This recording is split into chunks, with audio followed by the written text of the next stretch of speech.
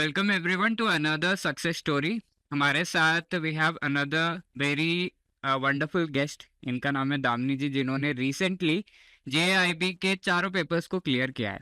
तो इनके जर्नी से हम समझने की कोशिश करते हैं व्हाट आर द स्टेप्स और किस तरीके से इन्होंने ये जो अचीवमेंट है वो उस तक पहुंचे हैं, और किस तरीके से कौन से ऐसे मेथड्स हैं जिन्होंने हेल्प किया है इनको इस चीज़ को अचीव करने के लिए। First of all congratulations Damini ji and welcome to Edutap. And how are you feeling right now? चारों पेपर्स क्लियर हो गए, JIB क्लियर हो गया, how is the feeling? Feeling quite happy. अच्छा लग रहा है कि फर्स्ट अटेम्प्ट में चारों पेपर क्लियर हो गए हैं और फिर से देना नहीं पड़ेगा। ऑल्सो मॉनेटरी बेनिफिट्स तो मिलेंगे ही, तो I am really feeling grateful. That is wonderful. तो जैसा मैम ने मेंशन किया कि उनका फर्स्ट अटेम्प्ट था and she has cleared all the 4 papers properly इस बार।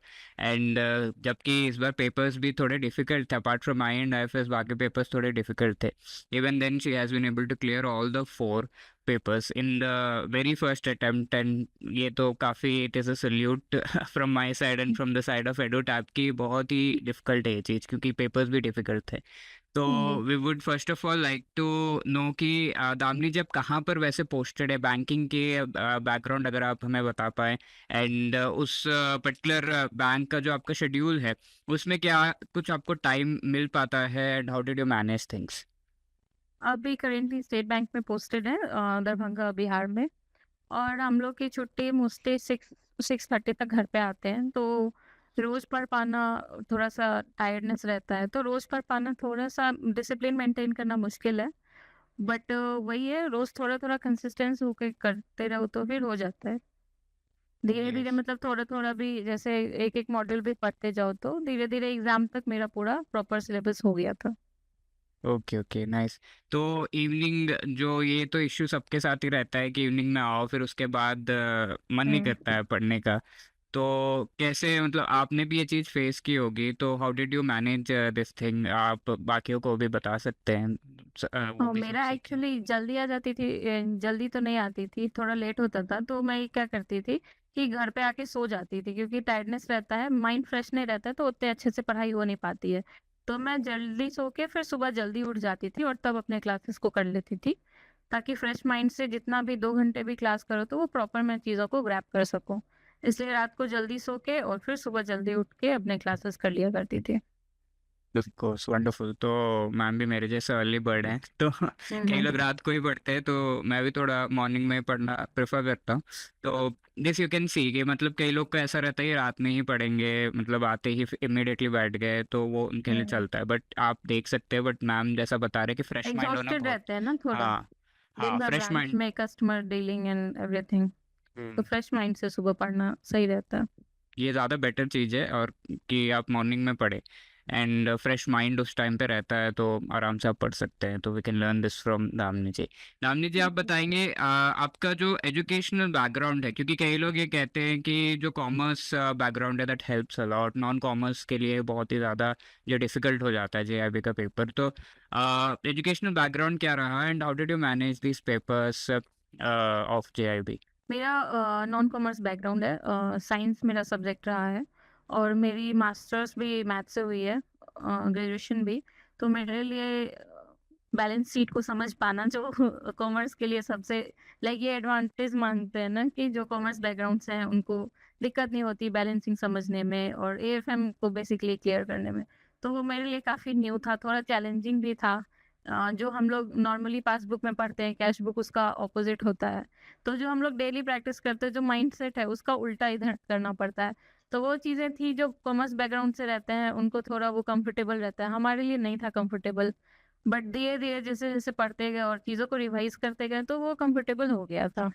तो इट इज़ नॉट दैट कि नॉन एंड कॉमर्स बैकग्राउंड है तो बहुत बड़ा इशू है, you we can and manage. मेरा ये था कि सोचा भी नहीं था मैंने कि AFM में मैं न्यूमेरिकल्स कर पाऊंगी, और एक्चुअली मेरे न्यूमेरिकल्स के कारण ही AFM क्लियर हुआ, क्योंकि जितने भी wonderful. Formulas and depreciation methods and all ma'am ने बताया था, उन सबको मैंने अच्छे से बाई हार्ट याद किया था, तो वहाँ जाके मैंने सबको सॉल्व किया।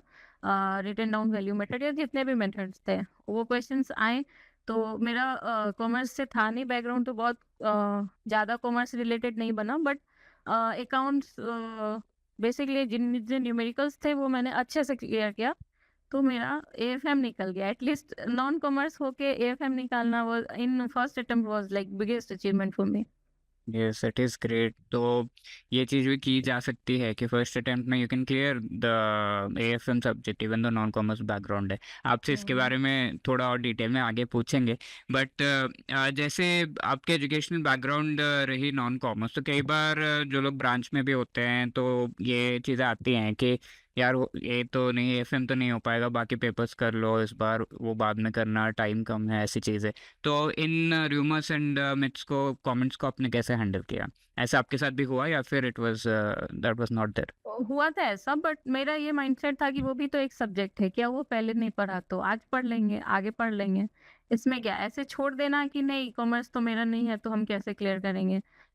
वो बेटर था कि हम एक बार ट्राई देते हैं, ठीक है नहीं निकलेगा तो एटलीस्ट ट्राई तो किए रहेंगे। तो वही चारों मॉड्यूल्स को मैंने पढ़ा, जितने भी मेथड्स थे, डिप्रिशिएशन और जितने भी रेशियो ये सब थे, उन सबको पढ़ा और हो गया क्लियर।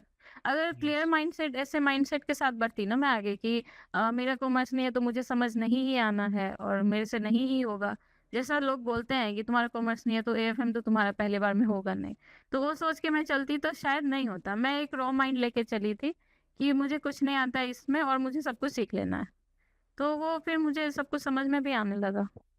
वंडरफुल। तो माइंडसेट का काफ़ी ज़्यादा यहाँ पर रोल जो है, है हाँ। गेम एंड रोल रहता है कि ये कहते हैं ना कि अगर कॉन्फिडेंस आए हो तो 50% पेपर तो आपका वहीं पे क्लियर हो वहीं पे गया, क्लियर हो जाता है, एंड बाकी एग्जैक्टली। 50 आपको हार्ड वर्क करना रहता है। तो this is a very good example जो दामनी जी सेट कर रहे हैं यहाँ पर, कि माइंडसेट बहुत ही इंपॉर्टेंट है। इस मिथ्स में मत पड़िए, इन कमेंट्स में मत पड़िए, believe in yourself, believe in the process, believe in the mentors, और चीज़ें डेफिनेटली कंसिस्टेंटली करेंगे तो डेफिनेटली होंगे। तो कमिंग जी। टू द मेन पार्ट, अगर आप ये बता सको कि फर्स्ट अटेम्प्ट में आपने ये जो पेपर्स दिए, and what were your scores, if you would like to tell us, and strategy क्या रही, कौन से सोर्सेज से आपने प्रिपरेशन की, ताकि बाकी लोगों को भी पता चले कि which are good sources to prepare. बहुत कुछ है मार्केट में तो कंफ्यूजन रहता है।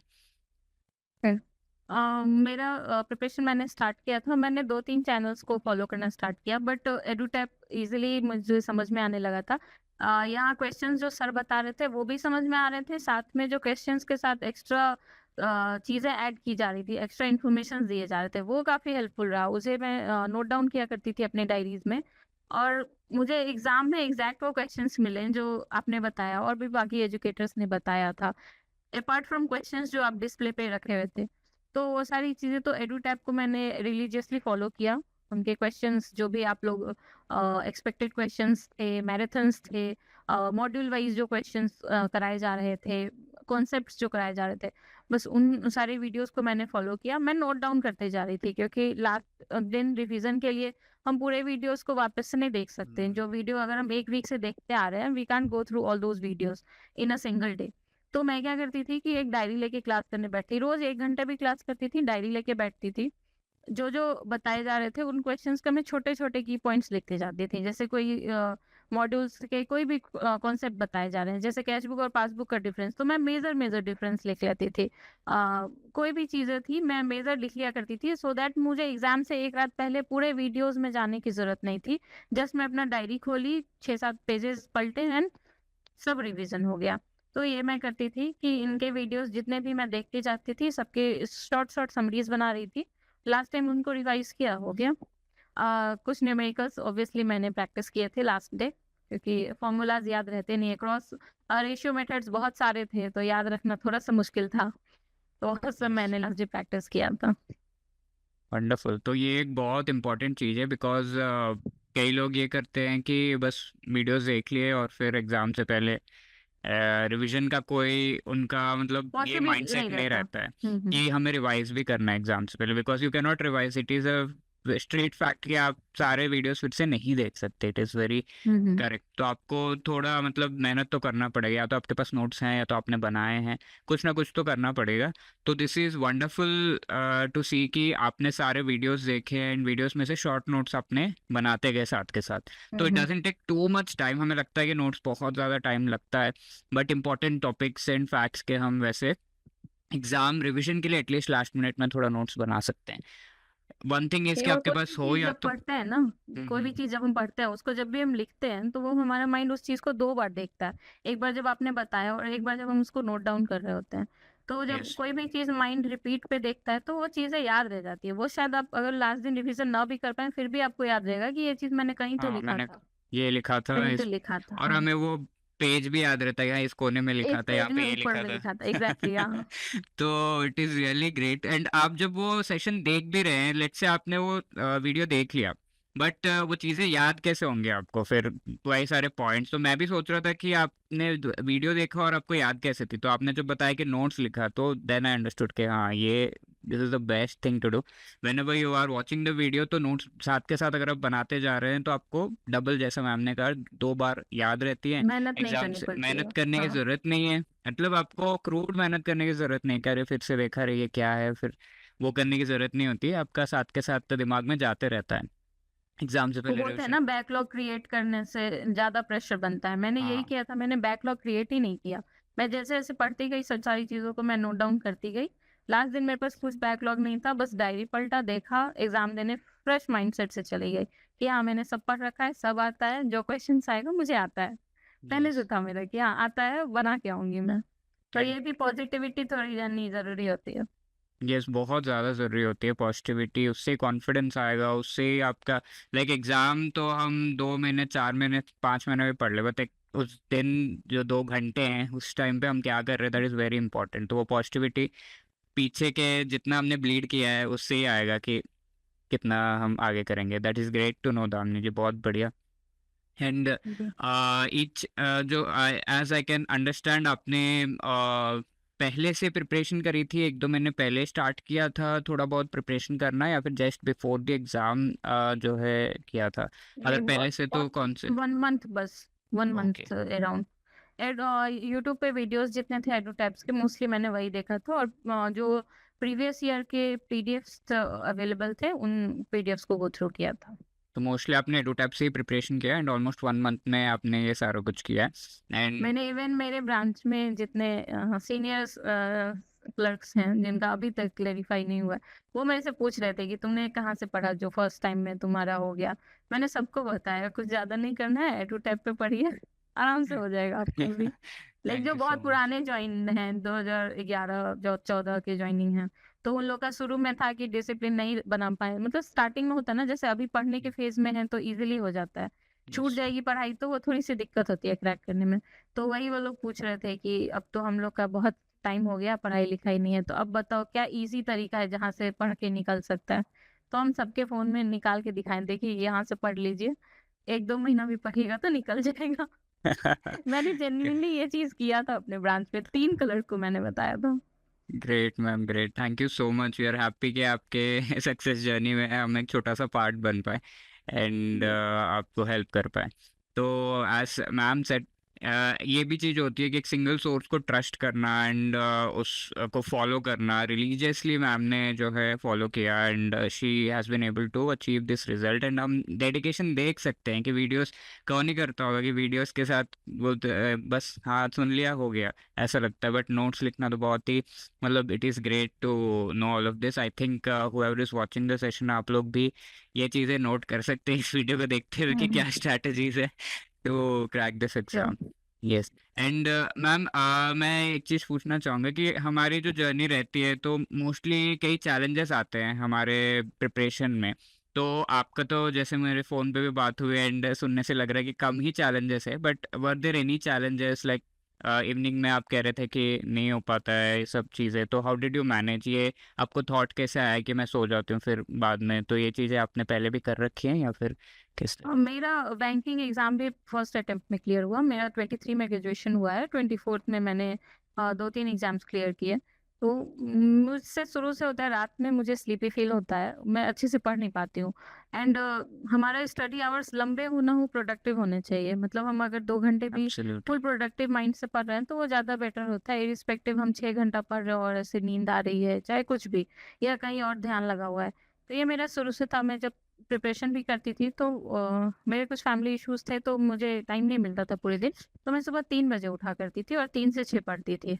फिर काम वगैरह रहता था अपना। उसके बाद तो सुबह ऐसा होता है ना कि सब कुछ शांत रहता है, कहीं से कोई आवाज़ नहीं, पूरा माइंड फ्रेश रहता है, सब कुछ शांत रहता है, तो हम ईज़िली जो भी चीज़ पढ़ रहे होते हैं वो अच्छे से ग्रैब कर सकते हैं।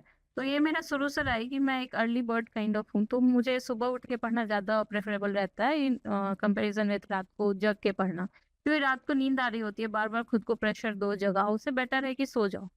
सुबह उठो एब्सोल्युटली। आराम से। और पूरे दिन हम लोग जैसे लॉगिन करते हैं 10 बजे, तभी से स्टेट बैंक में तो कस्टमर्स का भीड़ ही रहता है इतना ज़्यादा, तो उस सुबह से कस्टमर डील करते शाम तक एकदम माइंड एग्जॉस्टेड हो जाता है कि अब तो कुछ नहीं पढ़ सकते हैं। तो ये सारे चैलेंजेस थे। फिर कभी लेट आना, अभी ऑडिट चल रहा था ब्रांच में, ऑडिट में और लेट आई मैं। तो ये सारे चैलेंजेस ऑब्वियसली रहते हैं, बट वही है कि डिसिप्लिन के साथ रोज थोड़ा-थोड़ा भी करते जाओ तो कब खत्म हो जाता है चारों मॉड्यूल पता भी नहीं चलता है। Absolutely ma'am, it is great. मतलब आपसे बात करते हुए लग रहा है कि एकदम फ्लो हो रहा है हमारा कॉन्वर्जेशन, एंड साथ के साथ चीज़ें जो पता चल रही है कि ऐसे ऐसे करना चाहिए। हुँ। कई बार एक टिप और भी मैं लेना चाहूँगा, इफ़ यू परमिट, कि सुबह 3 बजे आप कैसे उठते हो ये चीज़ सब बहुत लोग को जानना होगी। इज इट लाइक कि डेडिकेशन है इस वजह से, या फिर कोई और भी डेडिकेशन भी प्रैक्टिकल है टिप है? और डेडिकेशन है और अलार्म्स भी हैं और एक मिथ है या आई डोंट नो, बट मैं ये मानती हूँ, मैं पिलो को बोल के सोती हूँ कि मुझे 3 बजे उठा देना, और वो उठा देता है मेरा 3 बजे मेरा आँख खुल जाएगा। तो ये वंडरफुल। मे बी मुझे लगता है या जो भी हो, अगर हम सो पिलो को बोल के सो रहे हैं, वो एक्चुअली पिलो को नहीं बोल रहे होते हैं, हम अपने सबकॉन्शियस माइंड में डाल रहे माइंड को, होते हैं कि हमें यस। 3 बजे उठना है। उठना ही। तो वो अगर बोल के सोते हैं पिलो को, बेसिकली हम वो अपने आप को बोल रहे होते हैं, बट एक लगता है कि हाँ चलो पिलो को बोल के मैं सो रही हूँ, तो वो मुझे उठा देगा। तो अपने सबकॉन्शियस माइंड में डालना है कि अभी मैं सो जाती हूँ, 6-7 आवर का प्रॉपर रेस्ट लेती हूँ, सुबह 3 बजे उठ के पढ़ेंगे। और वो रहना चाहिए कि हाँ मुझे उठना क्यों है, मेन पर्पस होता है हर चीज़ के लिए। जब भी हम कुछ कर रहे होते हैं, पर्पस बहुत ज़रूरी होता है। अगर पर्पस नहीं होगा तो हम कुछ नहीं कर पाएंगे।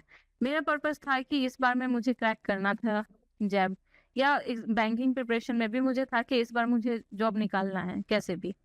तो वो था कि 3 बजे मेरा खुद ही आँख खुला है। मोस्टली तो ऐसा होता था अलार्म के टाइम से पहले मैं उठ जाती थी। लाइक 2:40 2:45 में ही आँख खुल जाता था। फिर मैं सो जाती थी कि नहीं 20 मिनट और सो लेते हैं फिर उठेंगे।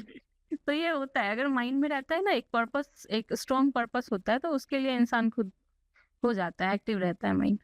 जैसे एब्सोल्युटली, आप सुबह उठते ही पहली चीज जो देखते हो वो है पिलो, तो it is best to tell to the pillow and आप सो जाओ। एंड या I think mostly it is a purpose and dedication वाला पार्ट है जिससे आप आराम से प्रॉपरली जो है उठ पाते हैं। तो वंडरफुल टिप्स फ्रॉम मैम की। I think I should also learn, मुझे भी सीखना चाहिए। काफ़ी प्रोडक्टिविटी बढ़ जाती है बिफोर, कहते हैं ना, before the entire world wakes up, हमने काफ़ी कुछ कर रखा है, कर लिया है हुँ। ऑलरेडी, वो एंड वी आर एक वेरी बुक मैंने कॉन्फिडेंटली पढ़ा था। हाँ, एक बुक गोइंग। मैंने पढ़ा था इट द फ्रॉग वाला।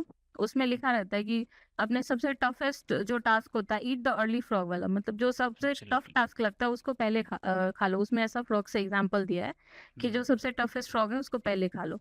वो सेटिस्फैक्शन रहता है। अगर हम सुबह 6 बजे तक अगर बहुत कुछ पढ़ लिए होते हैं ना, तो वो सेटिस्फैक्शन रहता है कि मैं दुनिया से बहुत आगे चल रही हूँ, या मुझे अब दिन भर अब ज़्यादा कुछ नहीं करना है, मैंने अपना मोस्टली कर रखा है। काम कर तो लिए। हाँ, काम कर लिया है, तो वो सैटिस्फैक्शन जब मिलता है ना, तो अगले दिन खुद ही नींद खुलेगा। एब्सोल्युटली, एवरी डे आप वेकअप उठते हो, काम हो गया, एंड वो कॉन्फिडेंस बिल्ड होते जाता है। It is great, great, hmm. wonderful ma'am, great tips for all of us. So all of these things will actually help, I think every person को सीखना चाहिए। It's not just the bankers who are giving JIB कि disciplined life means short results, तो ये चीज़ होगा हुँ। ही। And apart from that ma'am, जब भी हम किसी भी एग्ज़ाम को देते हैं, तो it is not just our own, हमारे अकेले का जो है अचीवमेंट नहीं होता है। इसके पीछे कई सारे लोग होते हैं हु हैव हेल्प्ड अस। तो would you want to mention anybody जिन्होंने आपको हेल्प किया, या फिर आपको एडोटैप के बारे में लेट्स से कहीं से पता चला, या फिर आपने खुद ही ढूंढा, ऐसा मतलब कोई पर्सन था आपके फैमिली मेम्बर्स, कलीग्स, फ्रेंड्स जिन्होंने आपको बहुत एक्सेप्शनली हेल्प किया हो? ये मेरे फ्रेंड्स ने बहुत सपोर्ट किया था। हमारे आरबीओ में कुछ सर हैं, उन लोगों ने भी बोला था कि तुम जब फर्स्ट अटेम्प्ट में मतलब एग्ज़ाम, बैंकिंग एग्ज़ाम्स निकाल सकते हो, तो जैब भी तुम कर सकती हो। मैं एक्चुअली इस बार भरने का उतना डाउटफुल थी एग्ज़ाम फॉर्म भरने का, कि पहली बार में अभी बहुत प्रिपरेशन नहीं है, कैसा जाएगा? ऑल्सो इधर कॉस्ट लगता है अच्छा। 5-6 हज़ार फॉर्म भरने का लग जाता है। तो I was kind of Yes. Doubtful कि मैं भरूँ या ना भरूँ, कहीं मेरा फर्स्ट अटेम्प्ट ऐसा वेस्ट ना हो जाए। बट कुछ लोग हैं, उन्होंने काफ़ी ट्रस्ट रखा होता है कि नहीं, तुम बैंक एग्ज़ाम जब पहली बार में निकाल सकते हो तो ये भी निकल जाएगा। पढ़ो, अच्छे से प्रिपेयर करो, हो जाएगा। तो वो सारी चीज़ें एंड फाइंडिंग अबाउट एडुटैप तो मुझे मैंने खुद से जब सबने इतना कॉन्फिडेंस दिया कि हाँ तुम कर सकती हो, तो 1 मंथ पहले मैंने सोचा कि हाँ अब तो पढ़ना पड़ेगा। सब इतना लेट डाउन नहीं कर सकते ना सबको। तो फिर मैंने यूट्यूब पे सर्च करना स्टार्ट किया, कुछ चैनल्स देखे जिसमें मुझे एडुटैप का सबसे अच्छा समझ में आने लगा। ईज़िली अंडरस्टैंडेबल था, तो मैंने फिर उसको कंटिन्यू किया। Yes, ma'am. Wonderful, wonderful to know all of this. I And mean छोटे-छोटे वीडियोज़ थे, जैसे बैंकर्स का मोस्टली होता है टाइम का काफ़ी इशू रहता है। तो छोटे-छोटे 1.5 घंटे, 2 घंटे के वीडियोज़ हम लोग आराम से देख सकते हैं और उसका नोट भी बना सकते हैं। अब 10-10, 11 घंटे के वीडियोज़ को हम लोग कंटिन्यू देख नहीं सकते हैं। और जब एक कोई वीडियो देख लो, पूरा देख लो, तो वो सैटिस्फैक्शन रहता है कि चलो मैंने पूरा हो देखा, गया। एक वीडियो हो गया। कोई बड़े वीडियो को लेके बैठो अगर 10 से 11 घंटे के, तो उसको जब पूरा तो एक बार में देख नहीं सकते हैं। 2-3 घंटे का देखो, फिर वो लगता है कि नहीं अभी मैंने उसमें कहाँ कुछ ख़ास पढ़ा नहीं है मैंने। तो ये छोटे-छोटे वीडियोज़ रहते हैं, तो ईज़िली उसको एक-एक दिन में 2-3 वीडियो 2 सुबह कर लिया, 1 शाम को कर लिया ऑफ़िस से आके। तो ऐसे करके ईज़िली नोट्स बना के मेरा मोस्टली सिलेबस ऐसे ही ईज़िली कवर हो गया था। Wonderful ma'am. तो एक चीज मैं नोटिस कर रहा हूँ, आपने कहीं भी छोटा सा भी चांस नहीं दिया कि कॉन्फिडेंस लो हो। एक एक टास्क नहीं, जो आप कर रहे हो वहां पे आप, each task is an opportunity to build confidence. इस तरीके से आपने हर राइट। एक टास्क को लिया, स्ट्रेटेजाइज किया, एग्जाम भी अच्छे से दिया, and everything happened. One last thing that I would like to ask कि जब आरबीडब्ल्यूएम का पेपर क्लियर हो गया तो उस दिन आपको कैसा लग रहा था कि हाँ चारों पेपर अब हो गए? वाज इट अ रिलीफ और? बहुत it was such a big relief. मैंने जो-जो फ्रेंड्स मेरे पे बिलीव किए थे, उन सबको कॉल करके बताया, भाई हो गया मेरा क्लियर, सर हो गया मेरा clear. They were like party दो। तो शायद सबको था। फोर्थ पेपर, जैसे इस बार पेपर के लेवल्स एक्चुअली टफ थे, जो मैंने पीवाईक्यू देखा था उससे आईबी, मतलब आईएफएसआई ठीक था, थोड़ा मैच कर रहा था। बाकी एएफएम और पीपीबी बहुत ज्यादा वास्ट थे और मेनली इसमें लोन्स के क्वेश्चंस काफी ज्यादा पूछे गए थे। होम लोन से रिलेटेड, आरबीडब्ल्यूएम में होम लोन से रिलेटेड बहुत सारे क्वेश्चंस आए थे, जो पीवाईक्यू में कहीं नहीं देखा था मैंने। और बेसिकली हम लोग अभी लोन डिपार्टमेंट में इतना नहीं, मतलब इतना लोन का आइडिया नहीं लगा है। सिंस आई सेड हम इसी साल ज्वाइन किए हैं बैंक को, तो अभी बहुत ज़्यादा बैंकिंग नॉलेज नहीं था। मेरा बैंकिंग अवेयरनेस अच्छा है, बट प्रैक्टिकल नॉलेज उतना ज़्यादा थी नहीं मुझे। तो उस और सुना था मैंने फर्स्ट शिफ्ट वाले लोगों ने बोला था कि बहुत भारी क्वेश्चंस आ रहा है आरबीडब्ल्यूएम में, तो लास्ट दिन थोड़ा मेरा कॉन्फिडेंस गड़बड़ हुआ था। बट उन्होंने बोला कि होम लोन का देख लो, ये देख लो, वो देख लो। मैंने बोला भाई 5 मिनट में मैं नहीं देख सकती हूँ, और मोरल डाउन करने से बेटर है कि मैंने जितना पढ़ा है मैं उसमें कर लूँगी। इतना मुझे पता है कि जितना पढ़ा है उसमें हो जाएगा। डाउन नहीं करना है, माइंडसेट खराब नहीं करना है, जितना है ठीक है, पढ़ के आना है। मैंने उनको डाँटा कि क्यों बता रहे हो मुझे क्वेश्चन, मत बताओ। मैं रॉ माइंड से जा रही हूँ, जितना बनेगा बना के आऊँगी। मुझे ये मत दो कि भारी आ रहा है, तो हो जाता है ना कि अरे भारी हाँ। आएगा कैसे बनाऊँगी। तो वो सब मैंने सबको मना किया। जो जिनका था फर्स्ट शिफ्ट में, वो मुझे बता भी रहे थे कि ऐसे दामिनी ये पेपर में होम लोन का ज़्यादा आ गया है, पढ़ लो। मैंने बोला भाई 5 मिनट में मैं नहीं पढ़ सकती हूँ। प्रैक्टिकली देखा जाए तो 5 मिनट यस। में मैं पूरा होम लोन नहीं पढ़ सकती हूँ। मत बताओ मुझे, मैं जितना पढ़ी हूँ वही जाके दूँगी, और हो यस। गया। राइट। तो और वो जैसे आप जब एक फ्लैश हुआ 55 या 55 अराउंड था, जब भी फ्लैश हुआ, I was like so thrilled कि चलो हो गया। जैसे एग्जाम में आप बैठे थे तो this really great to know कि चारों मतलब अच्छे से आपके हो गए। एंड एग्जाम में आप बैठे थे और पेपर भी थोड़ा टफ था, फर्स्ट टाइम दे रहे हैं, प्रैक्टिकल नॉलेज भी कम है। तो व्हाट एक्चुअली वर्कड, ये एक चीज थोड़ा जानना चाहेंगे। इज इट कंसिस्टेंट जो पढ़ाई की है उसके बेसिस पे ही क्वेश्चंस थे, ये चीज था, या फिर समथिंग एल्स? नहीं, जितना पढ़े थे क्वेश्चंस एग्जैक्टली मैच नहीं हुए इस बार। आईबी, ये आईईआईएफ में बहुत मैच हुआ था, बाकी में मोस्टली मैच नहीं किया था। बट कॉन्सेप्ट था जो हेल्प किया, क्योंकि क्वेश्चंस ट्विस्ट किए जा सकते हैं, कॉन्सेप्ट को कोई नहीं हिला सकता है। तो कॉन्सेप्ट मैंने पढ़ा था। तो जब चीज़ों का बेसिक नॉलेज होता है ना, तो हम कोई भी क्वेश्चंस हो उनको क्रैक कर सकते हैं। वही हेल्प किया। मैंने मॉड्यूल, चारों मॉड्यूल को अच्छे से पढ़ रखा था, तो इतना भी क्वेश्चन ट्विस्टेड था, बेसिक नॉलेज था, तो मैं क्रैक कर गई क्वेश्चंस को। इजीली पढ़ते गई। माइंड इस बार ये था ना कि लेंदी क्वेश्चंस बहुत ज़्यादा आए थे, एंड इस बार पेशेंस का बहुत बड़ा गेम था, क्योंकि मोस्टली ऑप्शंस इतने लंबे-लंबे थे कि देख के ही लग रहा था कि नहीं, अब पूरा पढ़ ही नहीं पाएँगे, और जब तक हम चारों ऑप्शंस पढ़ेंगे नहीं, हम एलिमिनेट कर नहीं सकते हैं। इस बार पेशेंस का बहुत गेम था। पेशेंटली सारे क्वेश्चंस को पढ़ो अगर, तो वो बनने लायक था। ऐसा नहीं है कि डुएबल नहीं था। इट वाज़ जस्ट कि लेंदी बहुत था, तो लोगों को लगा बहुत ज़्यादा टफ है और नहीं होगा क्लियर। तो ये चीज़ बहुत ज़्यादा हेल्प की एग्ज़ाम टाइम में। जैसा आपने बोला कि एग्ज़ाम टाइम में क्या हेल्प किया, पेशेंस बहुत ज़्यादा हेल्प किया। मैं आराम से क्वेश्चंस को पढ़ रही थी, एक-एक क्वेश्चंस को देख रही थी। चारों ऑप्शंस को देखो, ध्यान से पढ़ो, तो समझ में आ रहा था कि ये एलिमिनेट हो जाएगा। फिर मेरे पास 1-2 ही ऑप्शंस, एलिमिनेशन बहुत बड़ा रोल प्ले करता है। अगर हम एमसीक्यूज़ वाले एग्ज़ाम्स देते हैं तो एलिमिनेट करो, 3 ऑप्शन एलिमिनेट होगा तो आंसर तक तो हम पहुँच ही जाते हैं। तो वही मैंने पेशेंटली सारे ऑप्शंस को पढ़ा, तो वो हेल्प किया। ऑल्सो बेसिक्स जो मैंने अपने नोट्स बना रखे थे, डायरी नोट्स, तो उधर मैं रिकलेक्ट कर रही थी कि अच्छा ये यहाँ पे पढ़ा था मैंने, तो इन-इन क्वेश्चंस को मैं इन-इन ऑप्शंस को हटा सकती हूँ, तो वो सब हेल्प किया। वंडरफुल। तो आई थिंक दो मेन चीज़ें कि एक तो नोट्स जो आपने बनाए, और दूसरा एग्जाम टाइम में पेशेंटली आपने मतलब पेशेंस काफ़ी। प्रॉपरली बैठ के जो है चीज़ें देखी, बिकॉज कई लोग पैनिक कर गए होंगे, इतना बड़ा क्वेश्चन, इतने बड़े पैनिक ऑप्शंस। ऑल्सो यहाँ ये रहता ना कि 1 घंटे में आप निकल सकते हैं, ये एक ऑप्शन रहता है, तो लोग सोचते हैं कि 1 घंटा पूरा हो, करो निकलो, जितना बन रहा है बन रहा है। आई वाज़ लाइक जितना टाइम दे रहा है, मैं क्यों ना उसको प्रॉपर्ली कंज़्यूम करूँ और सारे यूटिलाइज। क्वेश्चंस को अच्छे से पढूँ। तो वही किया मैंने, सारे क्वेश्चंस को, ऑप्शंस को अच्छे से पढ़ा और एलिमिनेट करते गई। जो क्वेश्चन नहीं भी आता था उसको भी मैंने कोशिश किया एलिमिनेट करने का, और ऑप्शंस एलिमिनेट हो गए थे। Yes, wonderful man. तो ये चीज़ है, the best strategy would be कि चारों मॉड्यूल आप जो है प्रॉपरली करके जाइए, जितना लेवल तक आप पढ़ सकते हैं। एंड आई वुड से जितना भी पहले हम ब्लीड करेंगे, it will help us in the actual war. और वहाँ पे पेशेंटली आपको वो चीज़ें मतलब थोड़ा नोट्स भी अगर बनाएंगे, that is going to help you, because वो चीज़ें याद रहती हैं। इस कॉर्नर पे वहाँ पे ये लिखा था, ऐसे करके वहाँ रिकॉल होते रहता है when you have done revision. And at the exam centre do not lose your cool. वहाँ पे पेशेंटली बैठिए और आराम से जो है पूरे 2 घंटे का अच्छे से यूटिलाइजेशन करके आइए। तो पैनिक नहीं करना है वहाँ पे। तो it is really great ma'am, मेरा हाथ खुद से ही उठ रहा है to salute you once again, कि बहुत ही अच्छे जो है इंसाइट्स आपने दिए। I think not just a job aspirant, everybody should learn a lot from you. And एक आइडियल टाइप का आपका जो है आई थिंक प्रिपरेशन स्ट्रैटेजी है, and why not you will clear in first attempt if you do this like this. It is really understood. So great to talk to you. And finally, if you would like to give any message to the bankers and aspirants जो upcoming जो है exams देने जा रहे हैं और अभी preparation mode में हैं, तो what message that would be? वही कि पहले चारों मॉड्यूल्स पे काम करिए, छोटे-छोटे क्रिस्प नोट्स बनाते जाइए ताकि लास्ट में उनको आप रिवाइज़ कर सकें। चारों मॉड्यूल्स हो जाने के बाद एक बार पीवाईक्यू देखिए, उसके बाद बेसिक प्रैक्टिस क्वेश्चंस पे आ जाइए। प्रैक्टिस क्वेश्चंस जितना करेंगे, हमने जो भी चारों मॉड्यूल्स में कॉन्सेप्ट पढ़ा था, वो अप्लाई करना आएगा। बहुत बार होता है ना ऐसा कि हम मॉड्यूल पढ़ लेते हैं, लेकिन ये नहीं पता होता है ये जो मैंने पढ़ा है कॉन्सेप्ट, उसका एप्लीकेशन कैसे होगा।